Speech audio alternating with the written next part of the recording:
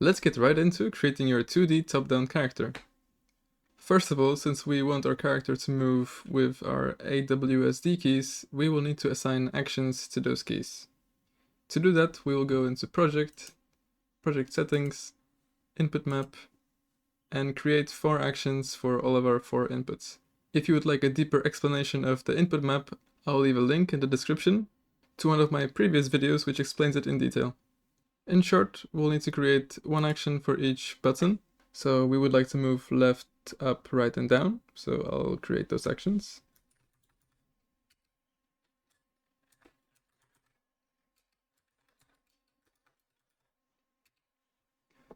And then to each of these actions, we can assign an input.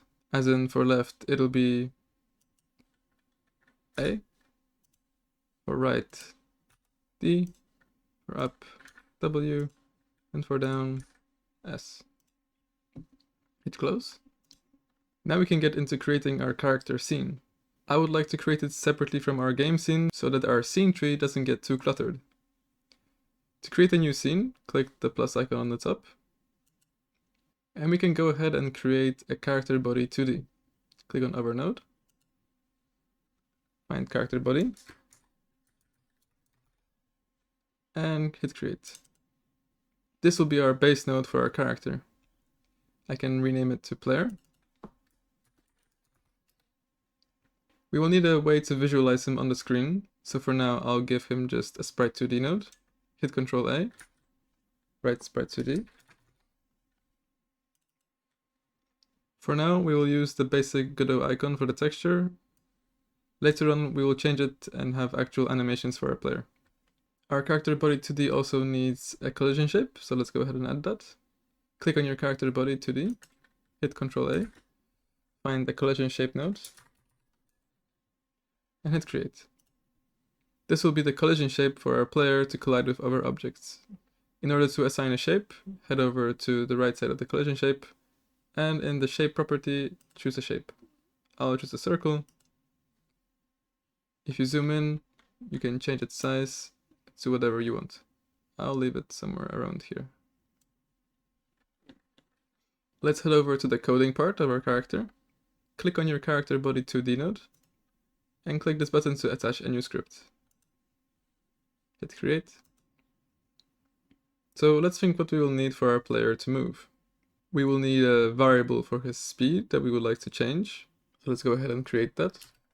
So write var, name it to whatever you want. I'll name mine speed. And I'll make it equal to something like 30 for now. We also have to actually get our player's input to then move our character on the screen.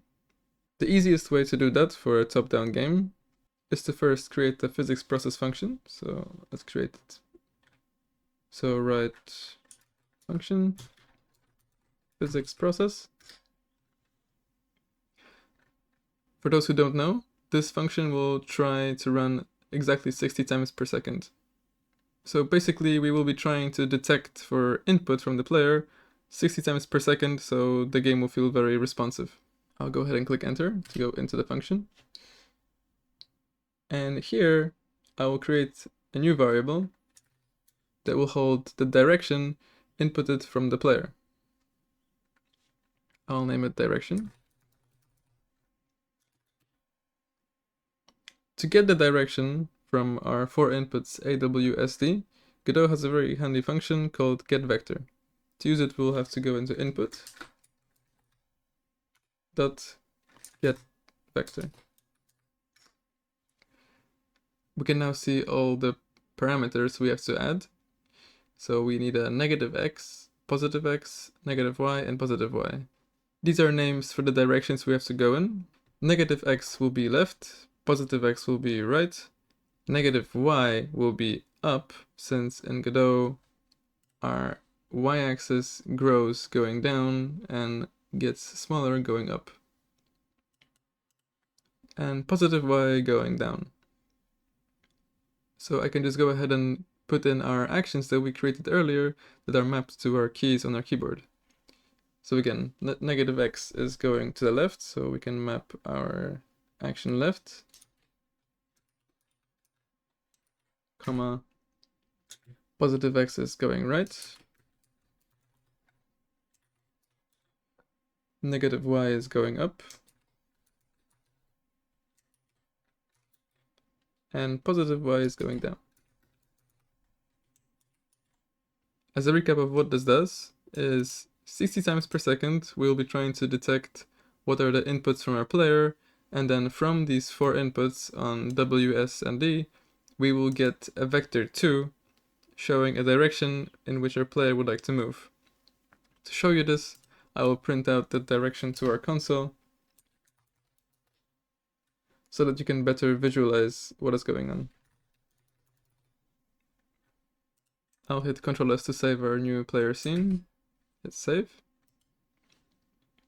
If we would like to test just our player scene and not play our game scene, we can head over to our player scene and click this icon to run the current scene.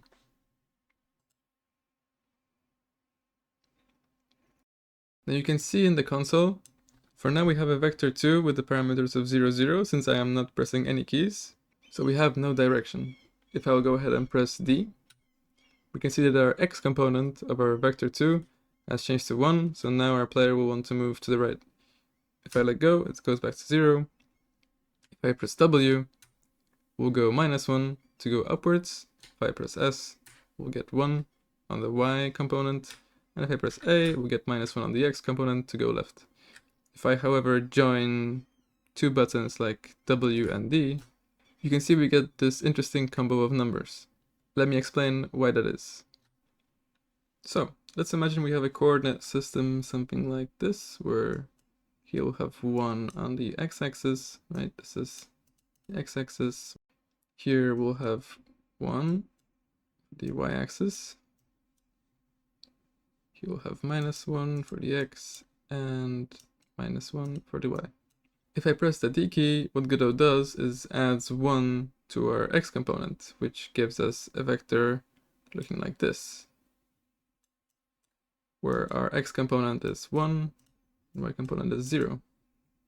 If I, however, press W, we'll get a vector looking like this, with our x component being 0 and y component being -1. So you can see that Godot subtracts 1 from our y component. So what would happen if we press W and D at the same time? We would expect something like 1 and -1. However, you can see that this vector would look something like this. So we might ask, why then in our console did we see something like 0.7 and -0.7? Well, that is because if you think about it, our normal vectors had a length of 1. So from here to here, this was length 1. Same with our y vector. This length was also 1. However, even just visually, you can see that the diagonal vector is quite a bit longer than our x and y vectors, which does influence the speed at which we would be moving, which is a bad thing. The length of this diagonal vector will be equal to square root 2, which is around 1.4, which is quite a bit more than just 1. So what we do, or what Godot does behind the scenes, is normalize the vector. What normalizing does is it keeps the direction of the vector, which is really what we need in our directional variable, but makes sure that the length is always 1. So it'll change our vector to be something like this size. Since from here to here, this will be around 1. Which you can imagine it'll be somewhere here on the x, and somewhere here on the y. This is slightly further than the middle point, which is 0.5. So this will be around 0.7 right here. And the same thing goes for our y-axis, only this one, since it's going to -1, this point will be around -0.7 right here. That's why we get this result after pressing D and W at the same time. I hope that makes sense. Heading back to our script, we can get rid of our print for now. And we actually want to use this direction to move our player, because for now it is just giving us a vector 2 that gives us the right direction, but our player isn't actually moving it. So we have to use the velocity component of our character body 2D to start moving the player. In order to do that, our character body 2D has an inbuilt property called velocity, which we can call by writing velocity. And we can make it equal to our direction multiplied by our speed. And you can see now why normalizing our vectors is very important, since when our direction is only made out of vectors length of 1, it's very easy to multiply them by a number and get a consistent answer. As in, if our direction is 1 and 0, if we multiply it by 30, we can easily predict that it will be 30 and 0. If our vector length would have been something a bit longer, like the 1.4, it would scale very differently when you multiply it by 30, and it'll become much longer, and so the velocity would be much faster, which means our player would be moving faster on the diagonals, which is definitely not what we want. With the velocity set, the last thing we have to do for our player to actually move is just call the move and slide function. This would just tell the physics engine to move our player with the velocity that we give it each frame. So we can go ahead and try it out. And if I'll use our AWSND keys, you can see that our player is very slowly moving on the screen because our speed is pretty low. If we'll change his speed to something higher, like 300, and try that again, you can see his velocity will be much faster, and he'll be moving at the same speed on the diagonals as well, thanks to the normalization, as he does moving up, left, and down, right. Alright, let's get into the visuals of our character, because we definitely don't want him to stay as the Godot icon. We would like him to look like a little farmer for our farm game. I would like him to also use the animations we have on our sprite sheet, and the easiest way to use that is with an animated sprite 2D node. So for now I'll get rid of our old sprite 2D node by hitting delete. Okay. And for now we'll add an animated sprite 2D node. We'll have to create new sprite frames, so click on your animated sprite 2D node, head over to the right, and create new sprite frames. If you click on them, a new sprite frames menu will show up on the bottom, and this will be our animation menu. Here we can create different animations that we can then play from our code. So let's think of what animations our player will need in a top-down 2D game. We'll need our player walking upwards, downwards, and to the sides, as well as those states but while being idle. So when he is standing still, looking upwards, looking downwards, and looking side to side. And we'll have to create separate animations for all of those states. To do that, I will delete the default animation, and we can hit here to create a new animation. We can rename it to what we want. I advise you to use the keywords walking and idle before your animation names. This will come in handy later on, as we would like to use these animations in the code. So I will write walking and then the direction, so up, hit enter. You can create a new animation, walking down, walking side, and then keyword idle, and then down,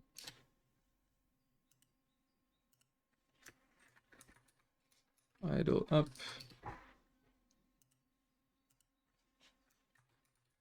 idle side. You also might be wondering why don't we have a separate animation for walking right and walking left, as well as idle right and idle left. Well, that is because we can use a very handy trick in game development where we can just flip the sprite on its horizontal axis instead of creating a whole new animation for walking left and right. We'll just have one side walking animation, and then we can use this flip H property to flip our sprite. I'll show you this later. In order to add sprite frames to our animations, we can select the animation we want. So let's say idle down, hit this icon to select frames from a sprite sheet. Select your sprite sheet. For me, it's the Tiny Farm characters. I'll leave a link in the description to all of these assets that are free to use. Hit open. We can zoom in a bit. Make sure to choose the right horizontal and vertical amounts to fit our sprite sheet. For me, it'll be 3 on the horizontal and 22 on the vertical. And we want to choose our idle down frame. So I think this one will be good. Our character is looking downwards and he's not walking. So I'll select this frame. And we'll do the same thing for all of our animations. So heading over to idle side, hit this icon, choose your sprite sheet, hit open. This will be my idle side frame. Next animation, hit open, idle up over here. Now when we have a walking animation, so in this case walking down, when we head over to our sprite sheet, we'll have to choose more than one frame for it to actually animate throughout the frames. So for walking down, I think these 2 frames will be perfect. Add 2 frames, and you can see we have 2 frames in our animation now. Do the same thing for the walking side and walking up.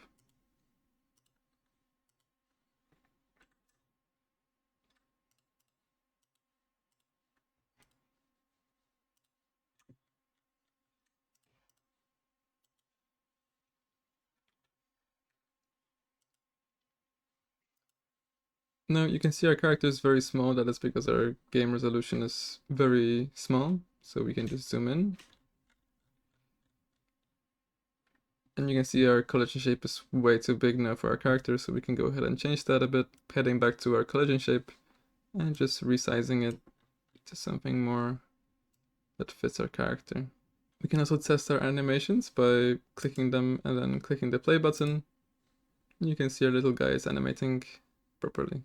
I'll also show you now the flipping horizontal trick, where if you go into your offset settings and hit on the flip H, our character will be flipped on the horizontal axis, which will make him look like he's walking in the other direction on the x-axis. So this is a very neat trick to reduce the workload on our artists.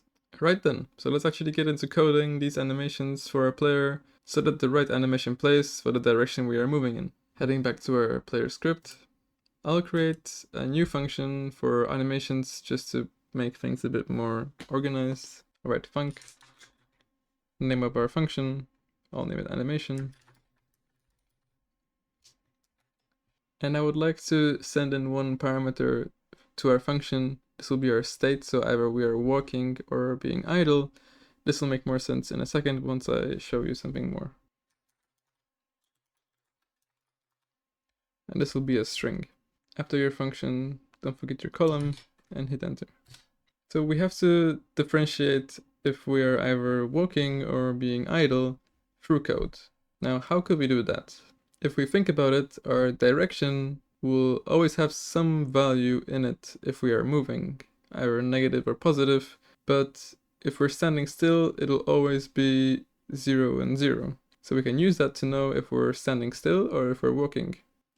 We can create an if statement, checking if our direction is equal to a vector 2, 0.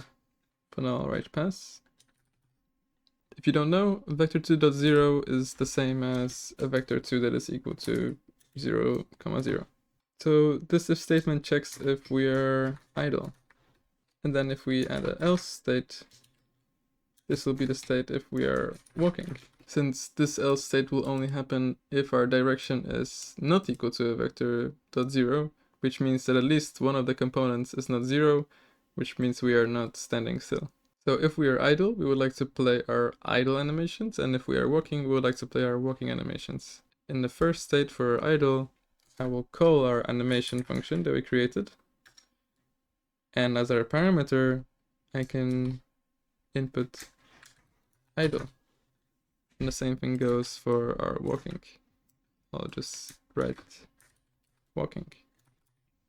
Now you might ask, how are these keywords useful? Well, since our animations kind of have very similar names. They both have a down and down, both have side and side, both have up and up. The only difference is that we have idle and walking, and this is a very helpful trick that we can use to simplify our code and play the right animations.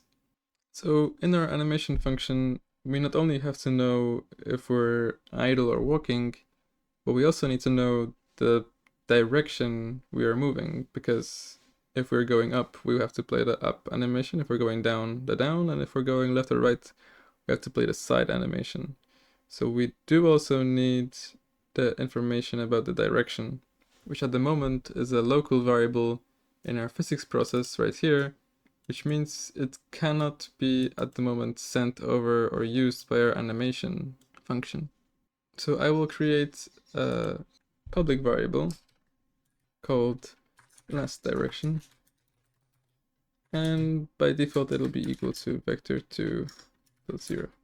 And this variable will store our last remembered direction we are moving in. This will be helpful because when we're standing still, we would like to stay in the last direction we were facing instead of defaulting to, let's say, facing forward. We would like to end looking right or left if we ended moving right or left. So before calling our animation walking script, I will just assign our last direction to direction. So let's first check if we are moving side to side. If we think about it, the left and right inputs are on the x-axis. So if the x component on our last direction is not equal to 0, it means it's either equal to 1 or minus 1, or the specific case of 0.7 or minus 0.7. But basically it won't be equal to 0 if we're moving side to side. So then we know that we can play the side walking animation. So let's make a check for x component if it's not equal to 0. If last direction dot x not equal to is exclamation point equal to 0, column enter. So this means our last direction was going side to side. So in this case we can confidently play our idle side or working side animations. In order to do that, we need a reference to our animated sprite 2D. Since that is the node that is holding all of our animations, we need it to play those animations. Since our script is attached to our character body 2D, for now the script doesn't know how to communicate with our animated sprite 2D node. It needs a reference to it to access its properties. Thankfully, there's a very easy way to do that. If we can just scroll up, make some space here. You can simply just drag any node that you want a reference to into our scene and hold Control while letting go. This will create a reference to our node inside of a variable. So we have a variable called animated sprite 2D that is of type animated sprite 2D, and this is the path to get to our node and then access its properties. Let me know if you would like me to make a video where we go more in depth on node references, because this is a very important part of game development. Heading back to your animation function, we now would like to play either our walking or idle side animations. In order to do that, we have to first access our animated sprite 2D node that is stored in this variable from our reference. So we can just write animated sprite 2D. The sprite 2D has a function called play to play the animations. So we'll write play. And then we have to just put in the name of our animation. Now we can see we have all of our animations showing up here. However, we want to be a bit more smart about this, since the thing we thought about that our names are very similar, as in they both end in down down, side side, or up up. We only change idle and walking, and we sent that information through a parameter in our state. So we can simply write state plus floor side. What this does is, depending on the parameter we send in to our animation for our state, it'll create a new word or a new name for animations in the code. So in the case we will be walking, it'll create the word walking and then join floor side. So then it'll know that it has to play the walking side animation.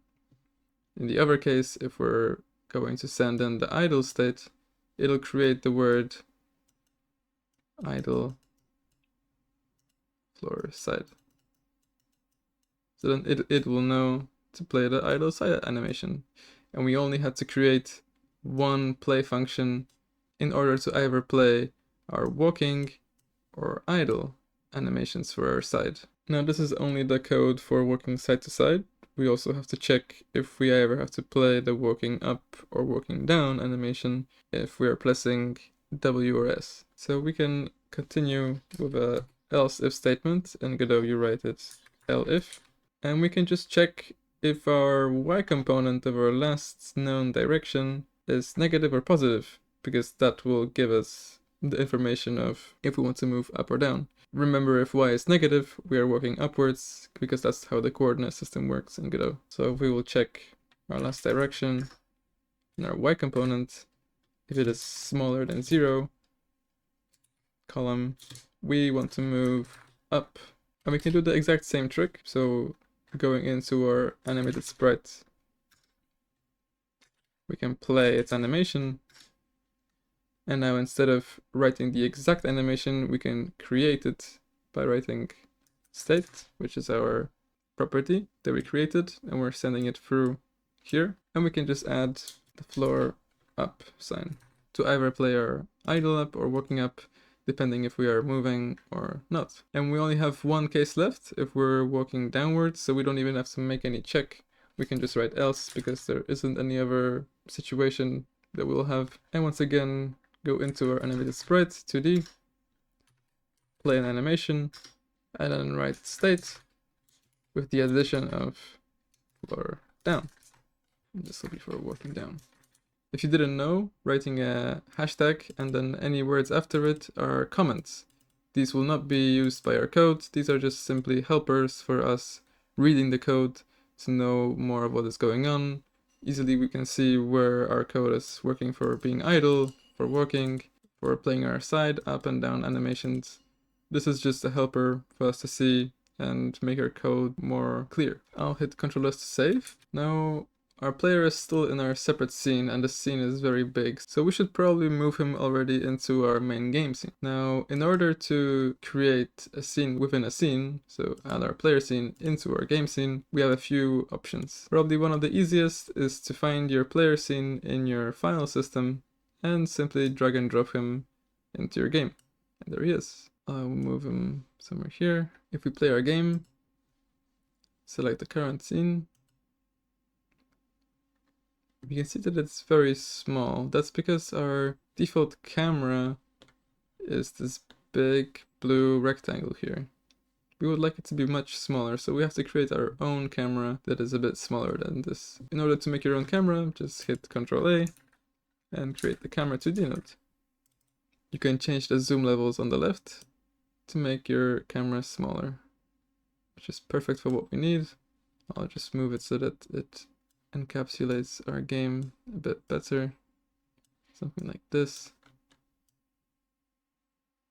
Should be fine for now. And now if we play our game again, we can see the camera matches it much better. And if we press AWSD, our character should be moving, sadly, very quickly, because we forgot to change our speed back to something smaller. Our speed is still 300, which on a bigger game scale, that will be a pretty good speed.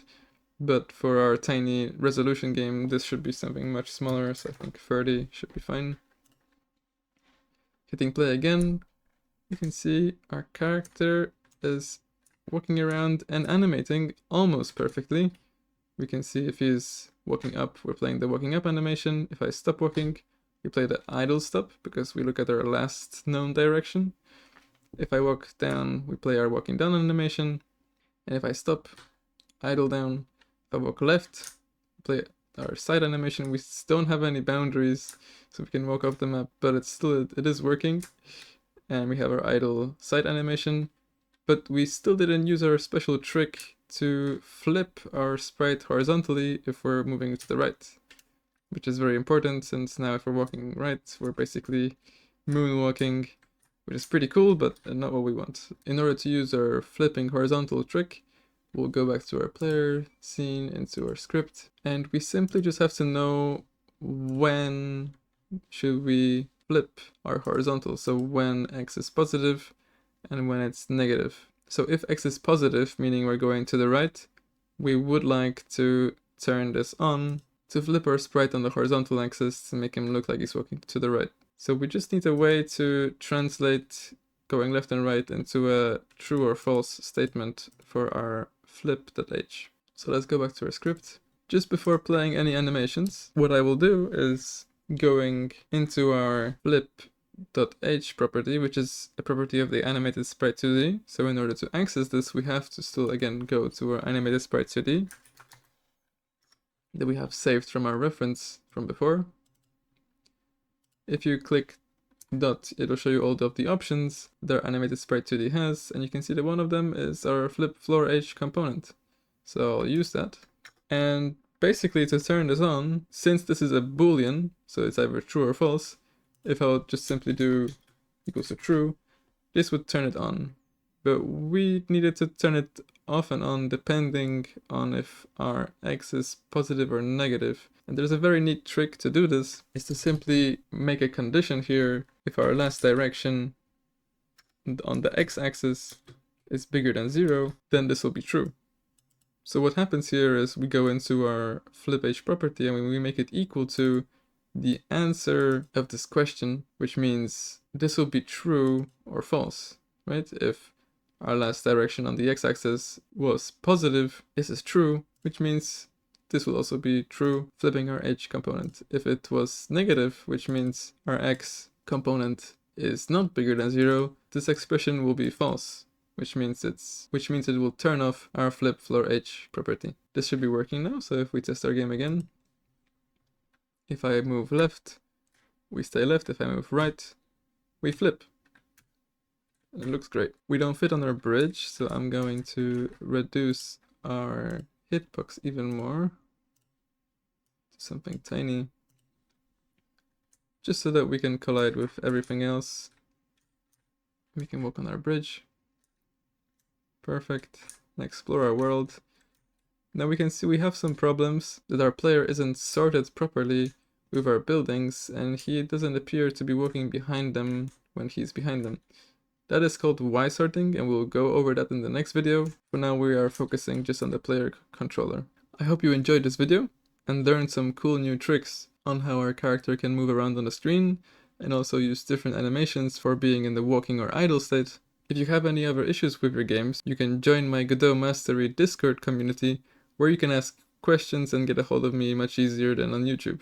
If you enjoyed the content, leave a like and subscribe, and leave a comment down below on what you would like to see next. Have a fantastic day, and thank you for learning.